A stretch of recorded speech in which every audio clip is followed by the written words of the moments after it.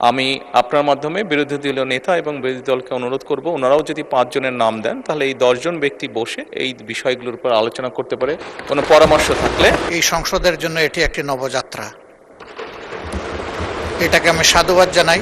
জ্বালানি মন্ত্রী ইকবাল মাহমুদ টুকু, ওনাকে এই কমিটির সভাপতি করা হোক।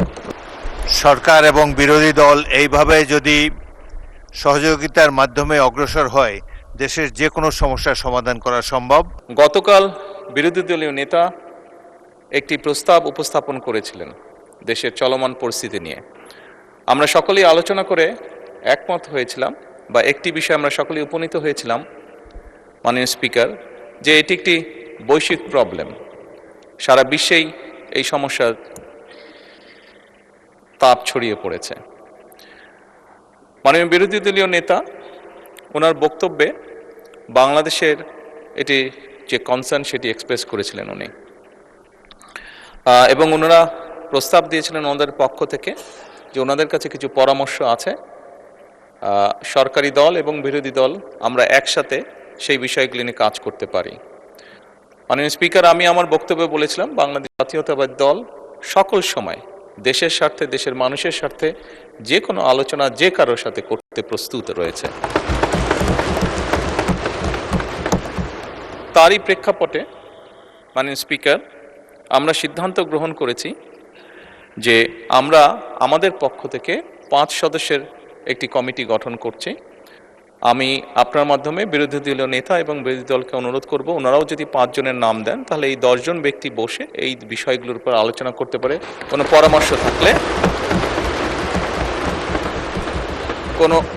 কোনো পরামর্শ থাকলে এই কমিটির মাধ্যমে সেটি সরকারের কাছেও আসলো, এবং সরকার সেটার মধ্যে কোনো বাস্তবতা থাকলে অবশ্যই সেটি কার্যকর করার উদ্যোগ গ্রহণ করবে।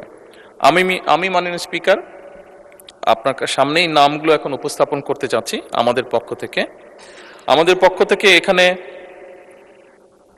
মাননীয় জ্বালানি মন্ত্রী জনাব ইকবাল মাহমুদ টুকু, প্রতিমন্ত্রী জনাব অমিত, এবং মাননীয় সংসদ সদস্য এবি মাশরাফ উদ্দিন নিজাম, লক্ষ্মীপুর 4, মঈনুল ইসলাম খান শান্ত, মানিকগঞ্জ 2, মিয়া নুরুদ্দিন অপু, শরীয়তপুর 3। এই 5 জনকে আমরা প্রস্তাবনা করছি। মাননীয় স্পিকার, আমি বিরোধী দলীয় নেতাকে অনুরোধ করব ওনাদের পক্ষ থেকে নামগুলো যদি দ্রুত আমাদের কাছে দেন তাহলে এই কমিটি দ্রুত কাজ শুরু করতে পারবে। ধন্যবাদ মাননীয় স্পিকার। মাননীয় বিরোধী দলের নেতা। মাননীয় স্পিকার, আপনাকে ধন্যবাদ। মাননীয় প্রধানমন্ত্রীকেও ধন্যবাদ বিষয়টাকে ইতিবাচকভাবে নেওয়ার জন্য।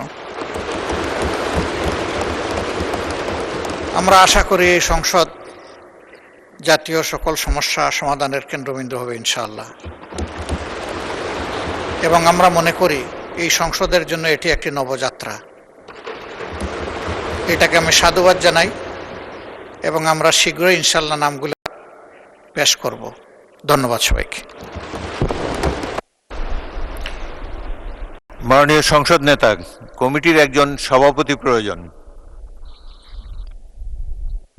মাননীয় স্পিকার, স্বাভাবিকভাবেই যাতে গৃহীত সুপারিশগুলো বাস্তবতার আলো দেখতে পারে সেজন্য আমরা প্রস্তাব করছি যে মাননীয় মন্ত্রী জ্বালানি মন্ত্রী ইকবাল মাহমুদ টুকু, ওনাকে এই কমিটির সভাপতি করা হোক। ধন্যবাদ। ধন্যবাদ মাননীয় সংসদ নেতা। আশা করি অতি অল্প সময়ের মধ্যে মাননীয় বিরোধী দলের নেতা তার 5 জন সদস্যের নাম দেবেন, কারণ এই সংসদ এই মাসের শেষেই বিরতি দেবে। আপনাদের এই বক্তব্যের ফলে জনগণের মনে অনেক আশার সঞ্চার হয়েছে। সরকার এবং বিরোধী দল এইভাবে যদি সহযোগিতার মাধ্যমে অগ্রসর হয়, দেশের যে কোনো সমস্যার সমাধান করা সম্ভব।